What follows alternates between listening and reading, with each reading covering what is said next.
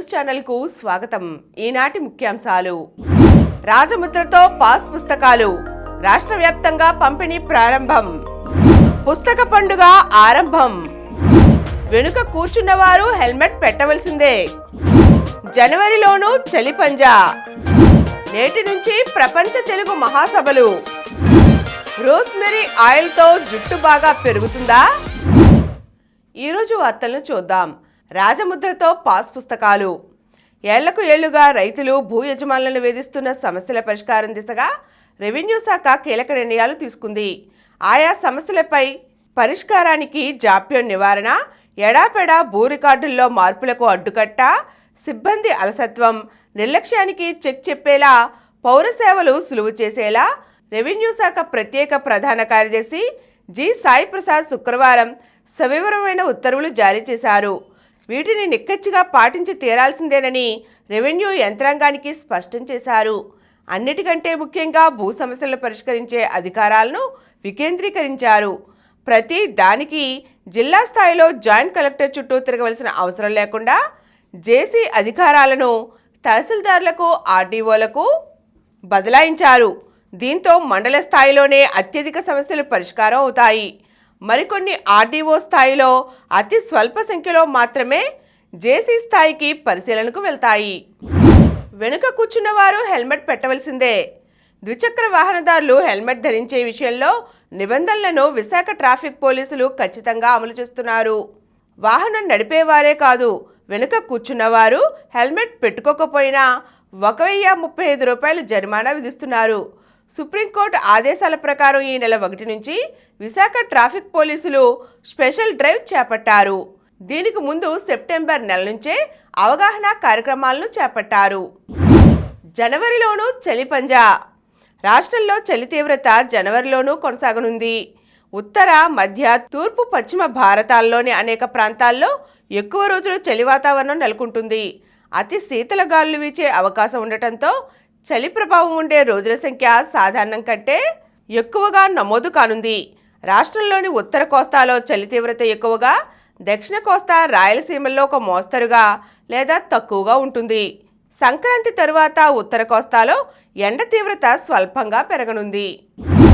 నేటి నుంచి ప్రపంచ తెలుగు మహాసభలు. 3వ ప్రపంచ తెలుగు మహాసభలు ఈరోజు ఉదయం గుంటూరులో ఉదయం 8:30 గంటలకు ప్రారంభమయ్యాయి.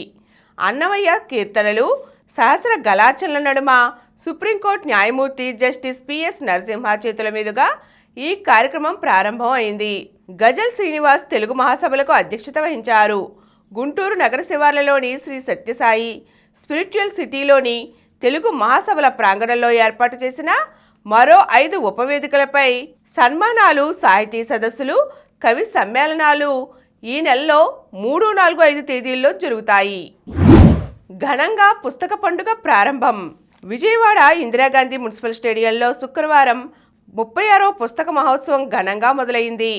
ఆంధ్రులకు ఉన్న ముఖ్యమైన పండుగల్లో ఒకటైన పుస్తకాల పండుగ రానున్న 10 రోజుల వరకు సాహిత్య అభిమానులకు, భాషాభిమానులను అలరించనుంది. తెలుగు నుడికారానికి వన్నెలద్దే పుస్తకాలు మొదలు వినోదం, విజ్ఞానం అందించే గ్రంథాల వరకు స్టాళ్లలో కొలువు తీరాయి. పుస్తక మహోత్సవ ప్రాంగణానికి వడ్లమూడి విమలాదేవి, సాహిత్య ప్రధాన వేదికకు డాక్టర్ బివి పట్టాభిరామ్, ప్రతిభా వేదికకు ప్రముఖ ఖగోళ శాస్త్రవేత్త జయంత్ నార్లికర్ పేర్లను పెట్టారు. ఈ కార్యక్రమానికి సుప్రీంకోర్టు న్యాయమూర్తి జస్టిస్ పిఎస్ నరసింహ ముఖ్య అతిథిగా హాజరయ్యారు. రోస్మెరీ ఆయిల్తో జుట్టు ఒత్తుగా పెరుగుతుందా? రోస్మెరీలో యాంటీ ఆక్సిడెంట్లు రక్త ప్రసరణను మెరుగుపరుస్తాయి. దీంతో కుదుళ్లు బలోపేతం అవుతాయి. కుదుళ్లు రాలడం తగ్గుతుంది. యాంటీ ఫంగల్, యాంటీ బ్యాక్టీరియల్ గుణాలు చుండ్రును తగ్గిస్తాయి. ఈ నూనె యాక్సిడేటివ్ స్ట్రెస్ని తగ్గిస్తుంది. కాబట్టి కురులు సహజ రంగును కోల్పోవు. కాబట్టి తెలుపు రంగులోకి మారే ప్రక్రియ కూడా ఆలస్యం అవుతుంది. అంతే తప్ప తెల్లని జుట్టు నల్లగా మారదు. అయితే దీన్ని నేరుగా రాయకూడదు. కొబ్బరి, జొజోబా, ఆముదం వంటి వాటిలో కొన్ని చుక్కలు మాత్రమే కలిపి వాడాలి.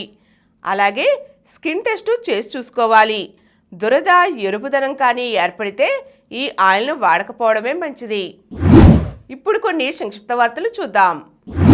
ఉమర్కు మమ్దానీ సంఘీభావం. మేమంతా నీ గురించే ఆలోచిస్తున్నామని సందేశం. ఉమర్కు మద్దతుగా అమెరికా చట్టసభ్యుల లేఖ. భారత్ వ్యవహారాల్లో జోక్యం చేసుకోవడమేనని బీజేపీ వ్యాఖ్య. యూటీఎస్ యాప్ నిలిపివేత. మార్చి నుంచి రైల్వేల్లోనే అన్ని సేవలు. ఫిబ్రవరిలో మరో డిఎస్సి. 2500 టీచర్ పోస్టుల భర్తీకి రెడీ. ఈసారి పరీక్షలో ఆంగ్ల ప్రావీణ్యం, కంప్యూటర్ అవగాహనపై ఒక పేపర్.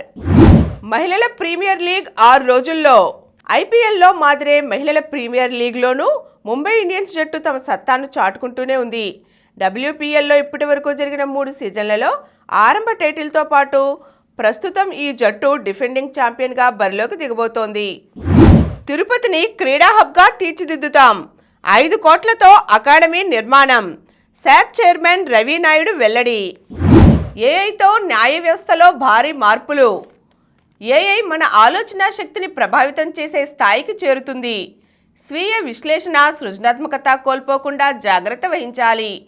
న్యాయవాదులతో సుప్రీంకోర్టు న్యాయమూర్తి జస్టిస్ సిఎస్ నరసింహ వ్యాఖ్యలు. ఏపీ న్యాయవాదుల సంఘం ఆధ్వర్యంలో జస్టిస్ నరసింహకు సన్మానం. మరిన్ని వార్తా విశేషాలతో రేపటి సమరం న్యూస్లో తిరిగి కలుద్దాం. Thank you.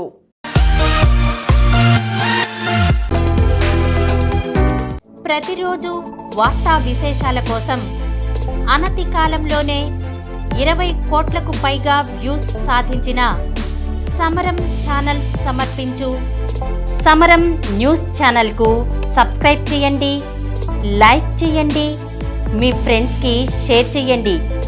అలాగే ప్రక్కనున్న గంట సింబల్ని ప్రెస్ చేయడం మర్చిపోకండి.